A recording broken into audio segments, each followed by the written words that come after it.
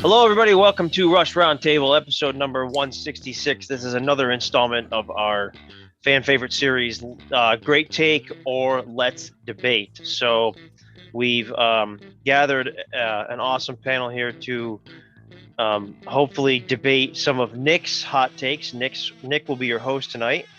But before we get into the episode, I think we all should take a moment here to say thank you and congratulate Jerry and Steve for completing 175 episodes of their podcast. You haven't been on since you finished at the beginning of the year, so awesome job to both of you guys. Thanks. That was Would unexpected. you like a speech? I think I've already said too much. Okay. There we go. Over 175. Over 175 episodes, yeah. All right, so how this is going to work for those that haven't seen this little mini series we got going as part of Rush Roundtable is Nick is your host, and he gives a take or what he thinks may be a hot take or whatever.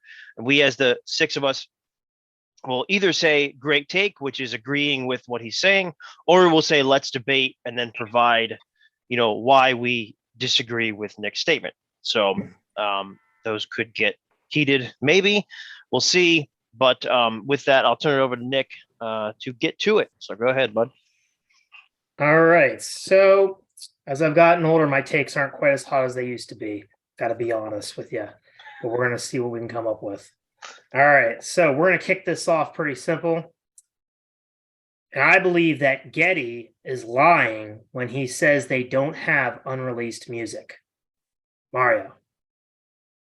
So can you rephrase it again? You think that Getty is lying when he says there is not unreleased music, or there is? Correct. That they don't have, when Getty says they don't have unreleased music, he is lying. The band does. I think he's telling the truth. So that would be, let's debate then, right? There you go. Okay, just making sure.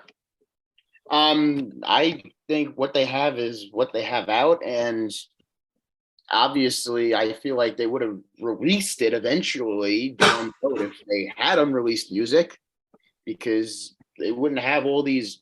I just think they would have had it. They wouldn't have gone on all these tours, I guess. They don't have unreleased music. That's it.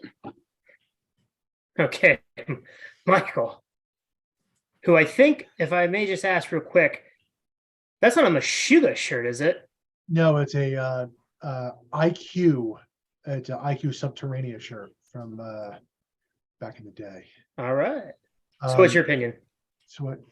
I think there is unreleased material, but I don't think it is. I think their quality control is to the point where they don't deem it appropriate for release other than for themselves. Okay. Eric, debate or do you agree? I'm going to debate. I agree with Michael. I think there might be tidbits here and there. I don't think there's anything that's finished. I think it might be, 2 minutes here, 30 seconds there, but nothing that was a full song that they said, we're not going to use it. So disagree with you there. I mean, I'm thinking off the top of my head. I'm thinking they said Natural Science. Right. Sir Gawain. Was Sir Gawain, which we know they did something with. Tough Break, which is from Pre-Signals. We know that was recorded. So there's two examples right there. Okay. Kira, I feel like you would like to agree with this because you just want there to be more Rush music. Of course I want there to be more Rush music. Why would I want there to be more Rush music? Come on. But I gotta say, I agree with Michael and Eric. I don't think that there's anything really deep that hasn't been released. Partially because we have things like YouTube now. Ryan showed me, or he played for me when I went to meet him in 2021 in New York, the Vital Signs demo, which I had no idea. Please don't reveal my location. I'm just kidding. I'm sorry. Big state. Just kidding. Sorry. So, and I'm wait a second. It's really deep stuff. I didn't know that existed. So I don't think Getty is lying. It's kind of a tough one. Okay. Okay. Because like we Ron- have YouTube and you don't know what you're going to find on YouTube, like a vital signs demo that you didn't know existed. And then you go, oh, okay. That's a fair point. I think Can the you- stuff that's substantial they released already. Okay. Can you Ryan? read me the statement one more time? Yes, Getty is lying when he says they don't have unreleased music, meaning they put it all out there. Okay, can I just ask, do you mean just studio stuff or do you also mean live stuff? I mean studio stuff, like tracks, like how Limbo was basically parts of other songs that never really that came from the cutting floor, like that kind of thing. Well, if you're only talking about studio, then I will debate it as well because we probably would have heard it by now. I mean, Okay, when it comes to live stuff, well, we'll get to that. there we go. Okay. All right, Jerry. Yeah, let's debate. They're not Prince. They don't have 2,000 songs in the vault somewhere completed and ready to go for the next 20 years. They just don't have completed songs. Yeah, can we They get were- take they were 67 of Tom Sawyer? They were perfectionists too. They might and, have, I mean, well, they might have take 67 of Tom Sawyer, but that's no different than Tom Sawyer. Then Right. they don't have new songs. Okay, right. But All right. not everybody wants to release their demos and they're messing around in the studio. Yeah. So for sure. Okay, Yes. good stuff. Yeah, good stuff. And all the dead rappers who still have albums coming out. But exactly. okay, the next one. We're going to go to the next one. I believe that Rush got hurt in terms of popularity. Okay, their popularity was hurt by the fact that some of their early albums were muffled. Mario. You're muted, just like I My feel that apologies. moving He's muffled, pictures yeah. is rather muted too. I feel like it's rather muted, and the notes are incomplete and everything. Go What do ahead, you Mario. mean by muffled? Well, like to me, I've always felt that moving pictures in particular, it almost sounds like there's an extra layer of filtering on the album. It's very like the Mm, notes are very like short and choppy, and it doesn't have that deep, gritty bass, and everything just sounds a little muted and a little tingy. And it's why I've always felt their live music is better than their studio. But so specifically, I believe, and this is my take, that their early career popularity was actually hurt by the audio quality of their studio recordings. Mario. First of all, you buried the hot take in there about live being better than the studio, but that's okay. Listen. Yeah, kind of.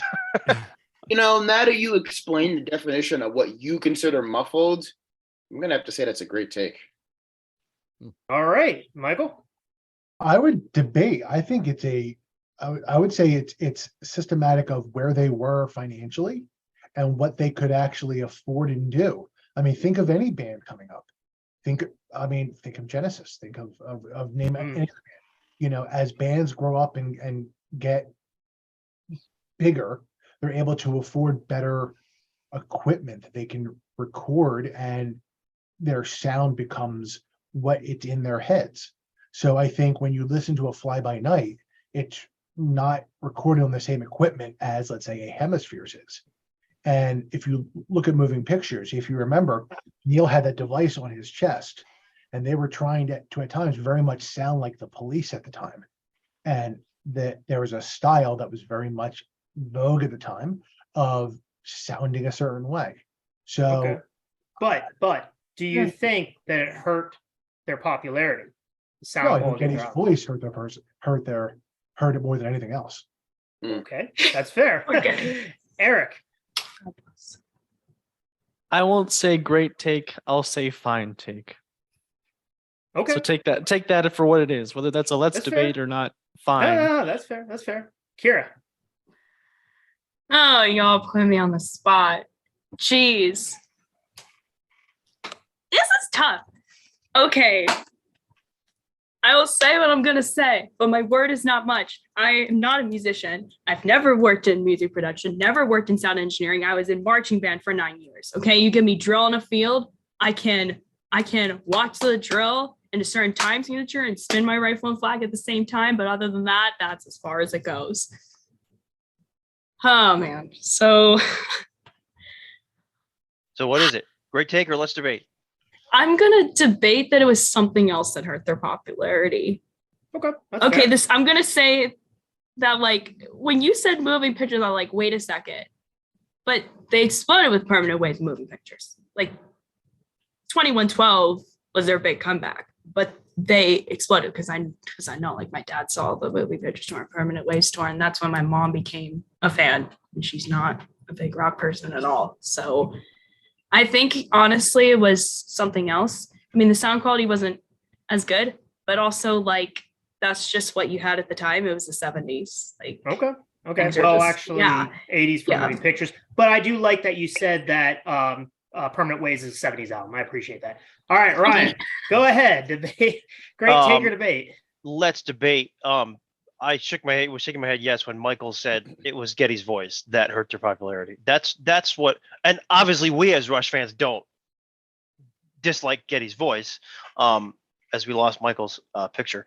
But yeah, no, I think what hurt their popularity early on, and this is probably prior to moving pictures, but like from Fly By Night, Crest of Steel 2112 type of thing, is Getty's voice and kind of what they sung about. Like just it's kind of dorky music. I mean, like it's not exactly mainstream, lyrical content, right? So I think that's what hurt their popularity.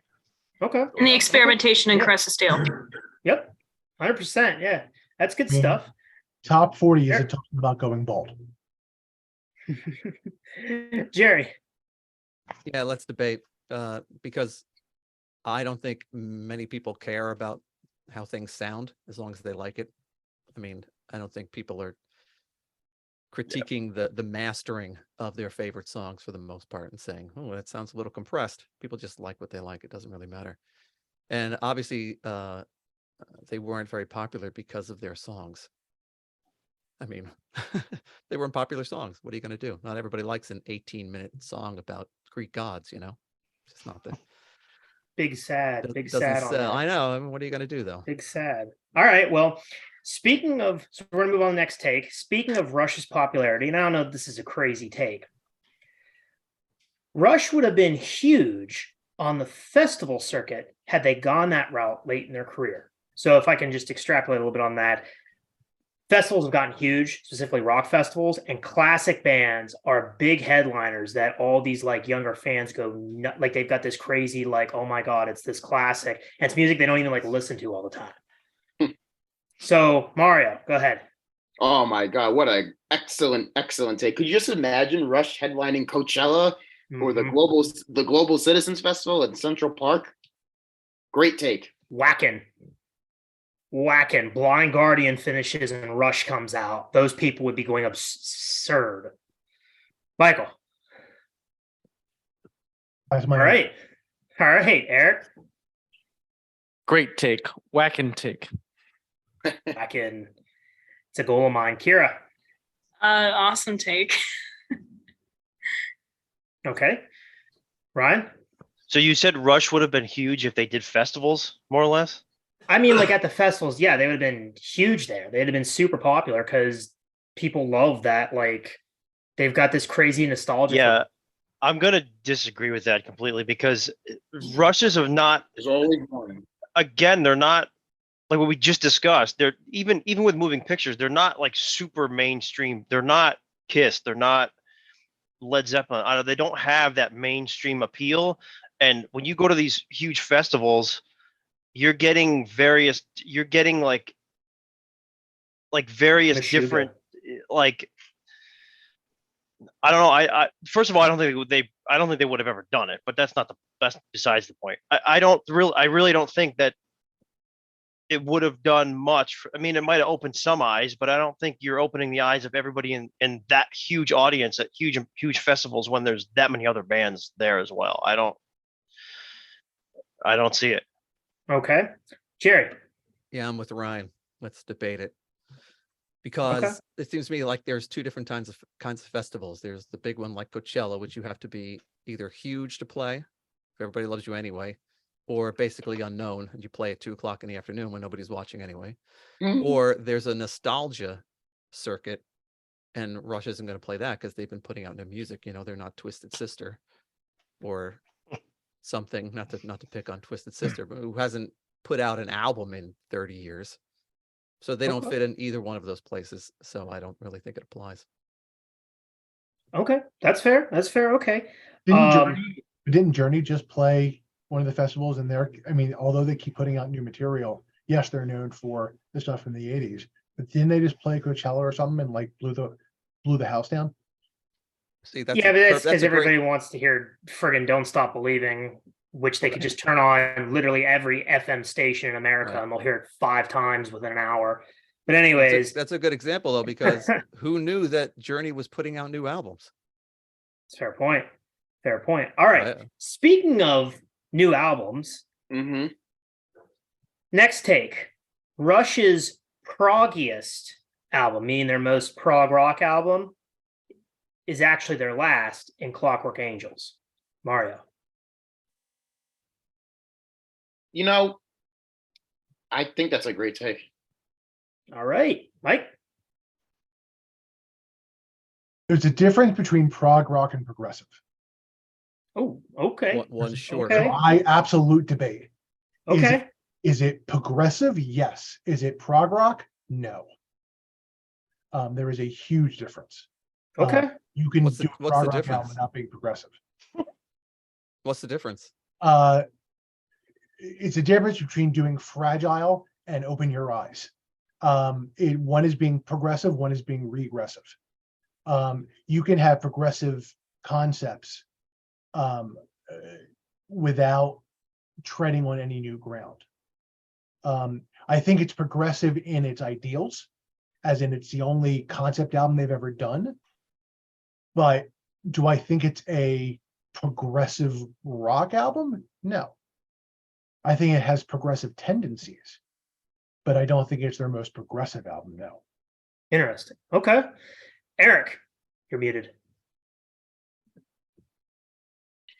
Great take. All right. Kira. Oh my gosh.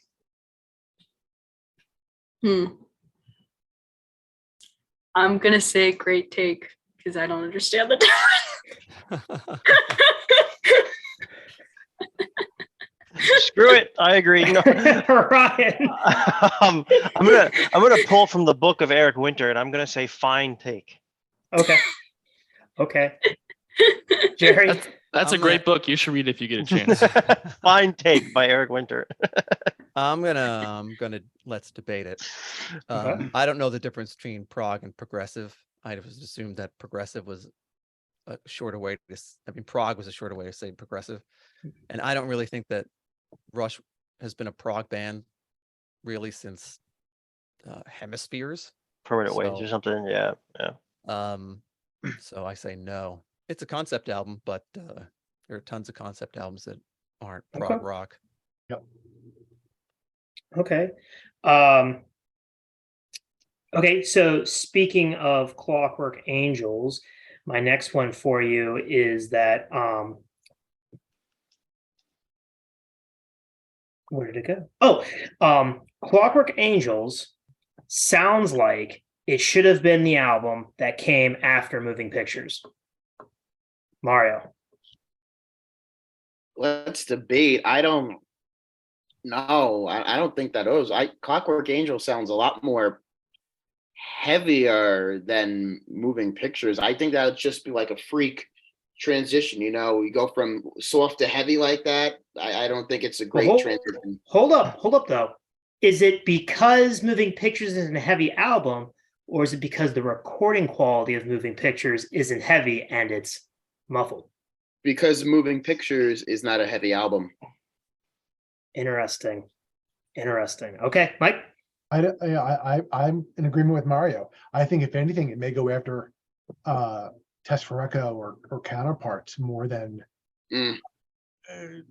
where it is. No, I don't think it would go after Moving Pictures. I think you could tell they were going in a more synthesizer direction, and Clockwork Angels has no synthesizers at all. It would kind of we make the timelines all weird. Okay. Eric?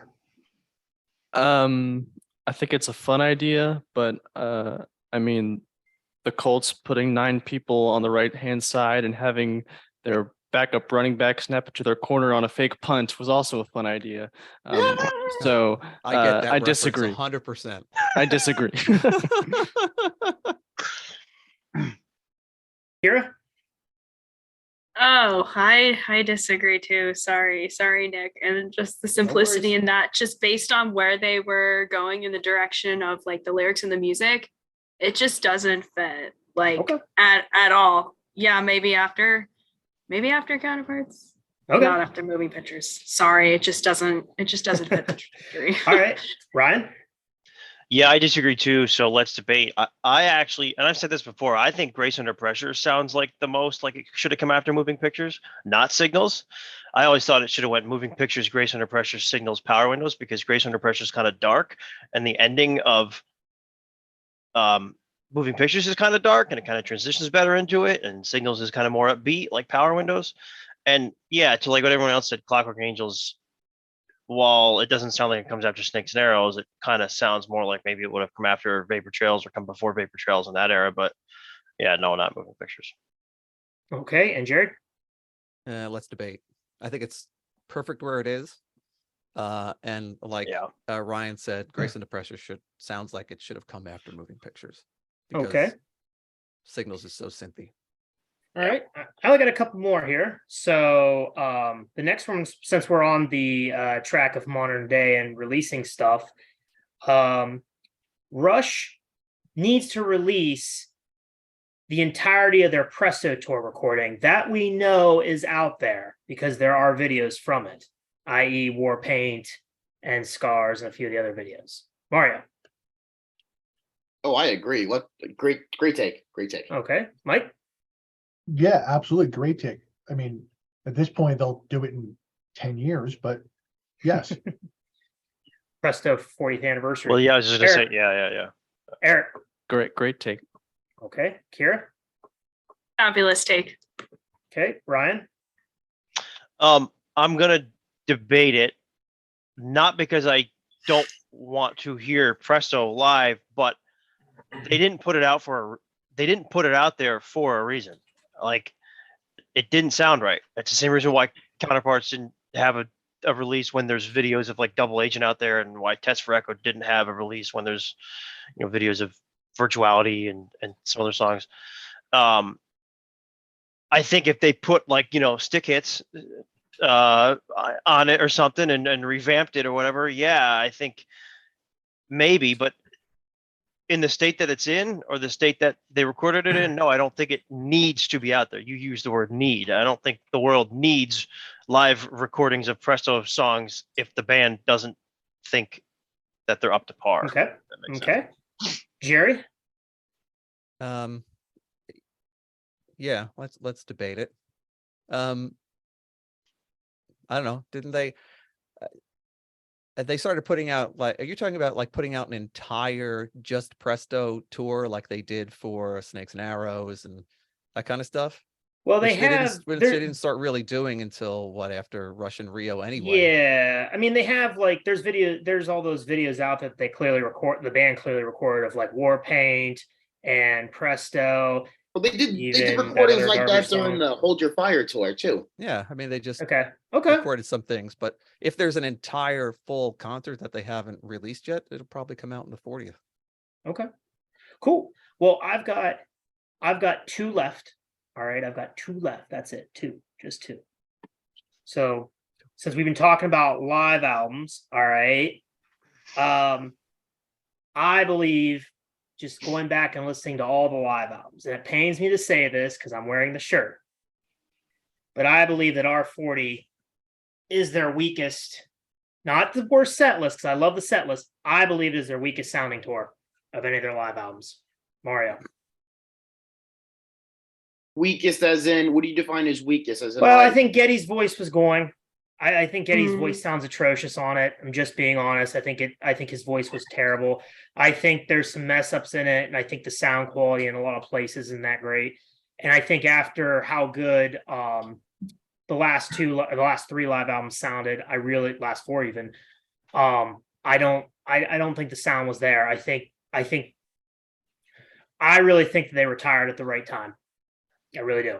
But that's just me. And I think when you listen to that album, you can hear the strains. Yeah, that's what I mean. Well, way to ruin my first and last Rush show, because that was the R40 tour. It was still great live. I have the shirt. I spent the $80 or whatever it is for concert t-shirts these days. Regardless of the fact that I seen that in person, I think it's a great take. Okay, Mike. Let's debate it. I think R40 was look. Geddy Lee at 60 something is not going to sound like he is at 50 something. So you have to keep that in mind. But I think there are worse sounding live shows depending on where you are. I don't think In Rio sounds great, but that's sacrilege. I knew that was going to happen. But you have to understand why it was recorded the way it was. It was recorded so that you would feel like you were in the middle of the crowd. It's not made to be an audio technical dream. All the World's a Stage is not an audio file's dream. Geddy at 20 is not how he is at 63. I think R40, his voice sounded a lot better then than it did on the Clockwork Angels tour, because he had some time to heal. So, no, I don't necessarily agree. Okay. Eric? Great take. I think the mix and the tones of the instrument, nothing to do with Geddy's voice, but the mix and the tones of the instruments are bizarre. So great take. I agree with that too. Kira? Painful to say, but great take. Ryan? Yeah, it's painful to say as well, but great take. I will say, though, that the recording of How It Is sounds fucking awesome. So can I say that in Russia? I guess it's my show. Does it fucking sound awesome? It's yours to know. Yeah. Does it sound awesome because it's awesome, or does it sound awesome because there is no other live recording of it? I don't know. I don't know the answer to that, but Okay. I do think that like Alex sounds really good on How It Is. I think Geddy's voice sounds really good on How It Is. I mean, there's a couple other songs, but that song always stood out to me on that recording. But I think overall that's a pretty good take. If I just add real quick to that, I kind of agree with Ryan on that, and I think that some of the later songs do sound a little better, and I think that's partly because they came out later when they were so. Yeah. Jerry? The Anarchist sounds good. Yeah. Yeah. Jared? Yeah, great take. Okay. All right. And my last one, even though I just said how terrible they sounded on R40, and I shouldn't say terrible, that's a strong word. I still loved it. I'll still occasionally put on one of those songs from there. But, and I don't necessarily agree with this, but it's a take that I've heard before. With the passing of Taylor Hawkins and the passing of Neil, Rush should go on tour with Dave Grohl, and they should do a combined concert of Rush and Foo Fighters songs. Mario. Oh man, the best one for last, huh? I don't know how I feel about it either. I'm going to be honest with you. I will explain my thoughts. Let's debate to an extent. Okay, only if it's like a once in like a million show, like the South Park tribute band, or like maybe they're doing a charity thing. Yeah, but he said tour. Use what he said. He said tour. You did say tour. My tour. No tour. I think they're done. That's it. Okay. It just ruins it.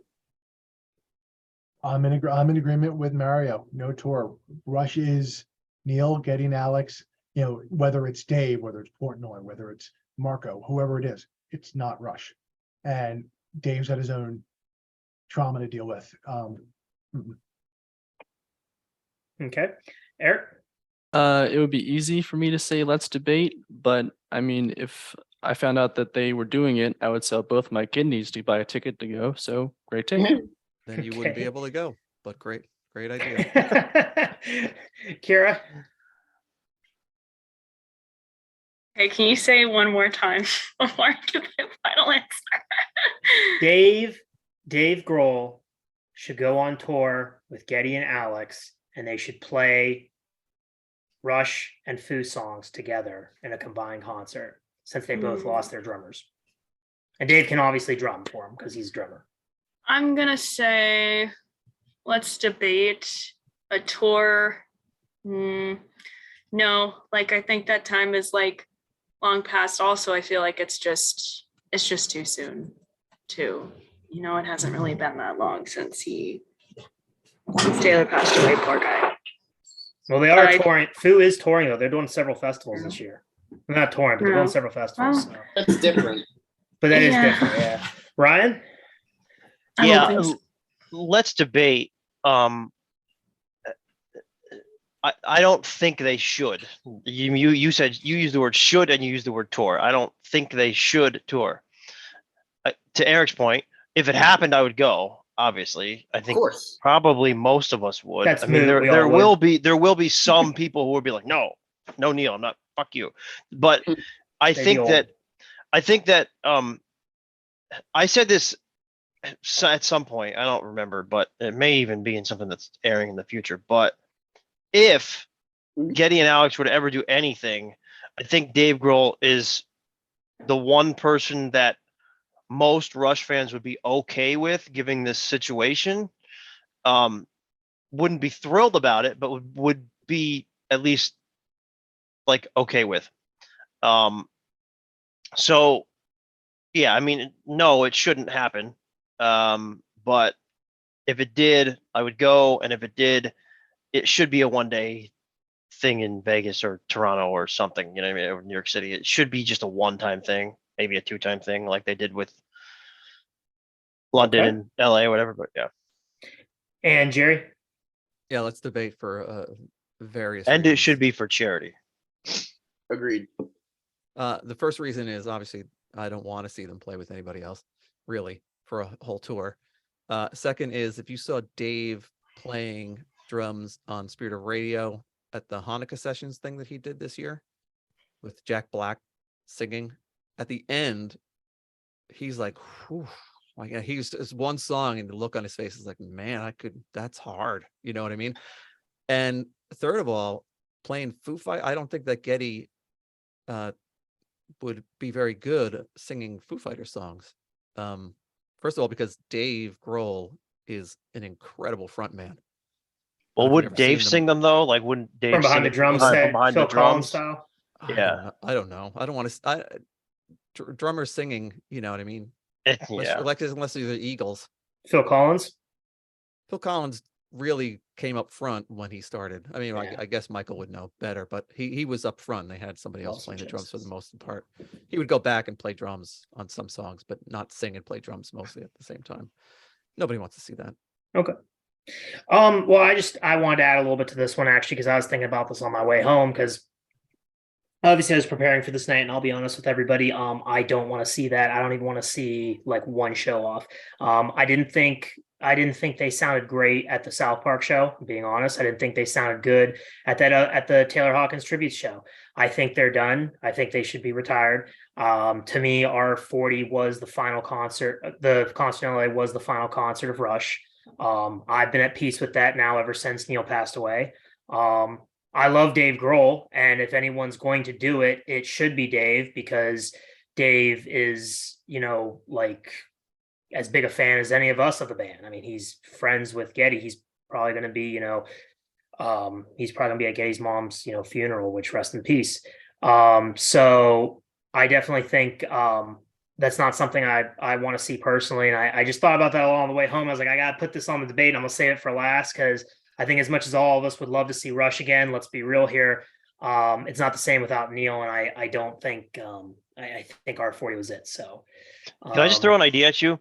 So we just Sure. did the My Favorite Headache deep dive with Ben Mink, and he was asking. We didn't ask him because it was already asked in a prior interview like years ago. That if Getty were to call to do another solo album, would he do it? And he said, yeah. So that I would like to see. I would like to see Getty do another solo album with Ben Mink, but feature Alex on a couple of songs. Then it's still branded as Getty Lee. Yeah. Alex is still contributing to kind of like what Ozzy did with Patient Number 9, right? He featured Jeff Beck, he featured Zach Wilde, he featured, all these Mike McCready and a bunch of other guitar players on the record. Tony Iommi, a couple of spots. my only But something issue with like that. Then it's My not only- Rush. And then, It's not- but it is what feature But my bring in only Andy issue- Curran to star on bass, like whatever. Bring in people that he's worked with in the past. My only issue with I that want to is see a new Geddy Lee Soul album. That's what I want to see. I don't want to see more Rush. Were you getting See, a I mention? don't. I don't. Rush is done. I don't want to see a Gailey Salom. I think that Getty, love Ged, but I think his voice, is just. Yeah, but I think just you could think do his all voice sorts no of. more. You You'd could have probably to do s- all sorts of filtering on his voice. And I make mean, it you sound could, fine. but I mean, my and like what goodness, Michael like- said, I mean, he's been retired for 8 years now. I mean, he's probably rested his voice enough. He's said he's been on diets and here's no my cheese thing. and whatever, or dairy. That's fair, but I didn't think he sounded very good at the South Park show or the Taylor Hawkins shows. And then he played one. Yeah, but that's song. all live though. You could filter the hell out of it and I don't know, man. do all I don't- sorts of tweaking to it. And Rob, he a lot was of singing. He was singing "Closer to the Heart" and "Working Man." He wasn't singing in that register, even on "My Favorite Headache" for the most part. So That's he was fair. singing a lower register. That's fair. I don't know. I just to me, I'm at peace with the boys being done, and I can go rock out to R40 or any other better live albums. So that's all I have for takes. I'm sure everybody has Just more had to takes. throw that in there. Yeah, I did. I didn't say anything at all about my least favorite Rush song. So I had to throw that out there. So okay, that's all I have. Though. Superconductor. Terrible song. That's all we have today. Thank you. I know that the Super Bowl's coming up, and Ryan is planning on doing a special on songs that get you pumped. Let me just say that about half of Rush's catalog gets me super pumped, and the rest gets me thinking heavily. I will be sure to listen to some Test for Echo and some Vapor Trails before the Super Bowl to get good and pumped up for it. So yeah, so that's all I have. That's it. That's On it. that note, that's All it. right. Rock on. Let's go. Wonderful closure. All right. We'll see Thank you you. next time, everyone. Take care. See you next time.